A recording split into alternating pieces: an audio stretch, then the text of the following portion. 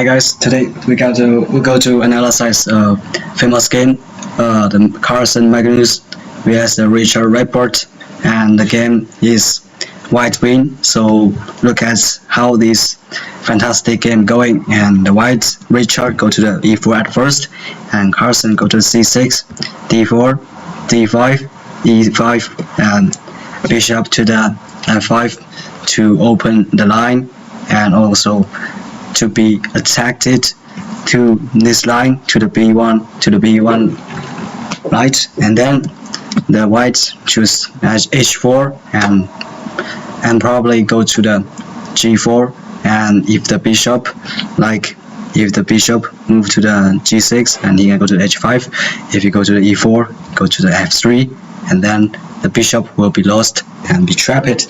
So in order to avoid it, or to prevent the white go to the g4, the black traces to the h5 to prevent and to control this g4 grid. Then the white choose to go to the d3, bishop to the d3, because this black bishop will have a lot of control or attack for this line, and he can even go to the e4, which be controlled creates the attack threaten to this line, so it's dangerous. So it's better to just change the black bishop, and then the black he choose to change or to trade the bishop, and then white queen take back, and the black moved the queen to the a5 to check the white king, and the white moved to the c3 to block.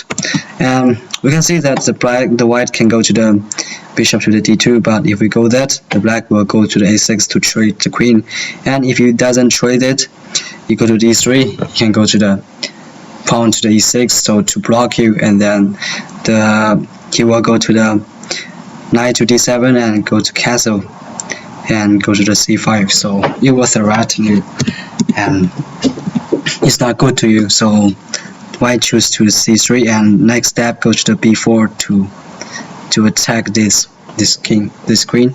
So next step, black just move to the e6 to block the white pawn and the e5, and then white move to the a4, maybe avoid the black to b5 and b4, something like that. And white and black move to the c5, ready to train the pawn and open this c line to the black.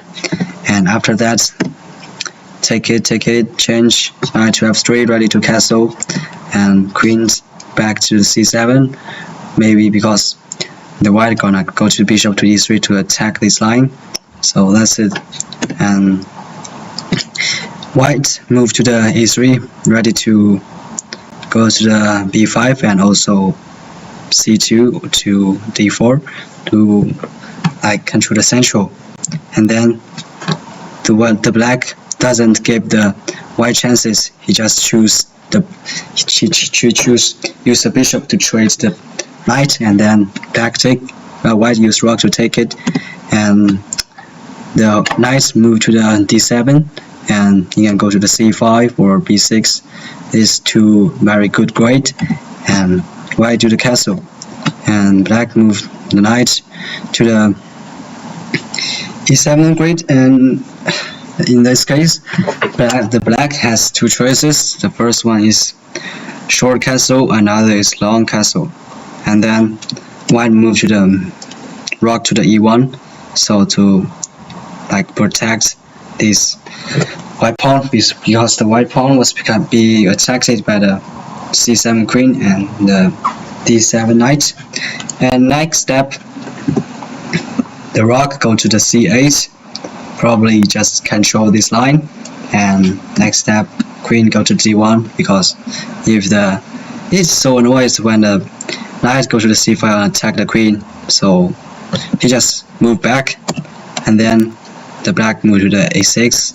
That's about a bit reasonable, and probably go to plan to b6 and c4 to attack this a3 queen, and to also attack this e5 pawn, and that's good. And the white move to the g5 bishop to attack this e7 knight, so that the black can't cancel. It's my turn. The black can't cancel at first, so he need to move his knight to g6 or c6 anywhere, because after, if he castle, he will take the knight, and then black move knight to the g6 is great to attack the e5 pawn and also leave the open to the queen and rook. So that's a good solution. And right move to the a5 to control the b6, so that the black can move to the b6. He'll use his knight and go to the c4. So that's it, and black just castle. Then white move to the a4 to control the this 4 line, and the rook move to the e8, and white move to the d4 to control this grid. And he gave the, but this a5 pawn lose the control. Let's see that. Wait, something wrong happened, and that's okay. He goes to the e5 pawn, and in this way we can see that the white has plus 0.72 advantage, but after go to the d4, rook d4, you only have 0, so that's a inaccuracy, I think.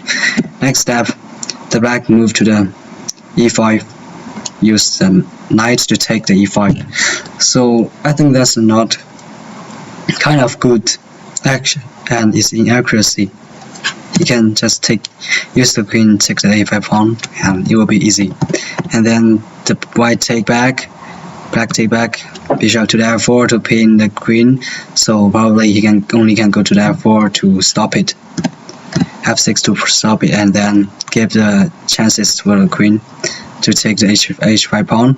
And then black move to the f7 to trade the white queen, and then they trade each other. The black use knight to trade back, so he can go to the e5 in the next step to attack both rook and bishop. And in order to avoid that, he just move back his bishop and also control this line. And then the black move to the king to the h7, and white move to the g4. Black move to the d8, knight d8, where maybe to go to the c6 and to attack the white pawn and the white rook. So the rook move to the white move to the bishop to the d6 to attack the rook first, and then the black move the rook to the g8 and probably go to the g6 or g5 probably, and the rook just move to the b4 to attack the b7 pawn, and so that the knight can move. If he move, he will take the black pawn. He just move, and he just take, because it doesn't matter if he take the pawn, the black can take it back. He can take the a5 pawn, so just trade the pawn, and after that the rook go to the d7. That's a good grade, because you can go to that line and the 7 line, a line, and you can create threaten to the black. So next step, you go to the black move to the knight c4 and white b3, and knight to the d2 to attack the b3 pawn, and rook go to the e2 and to attack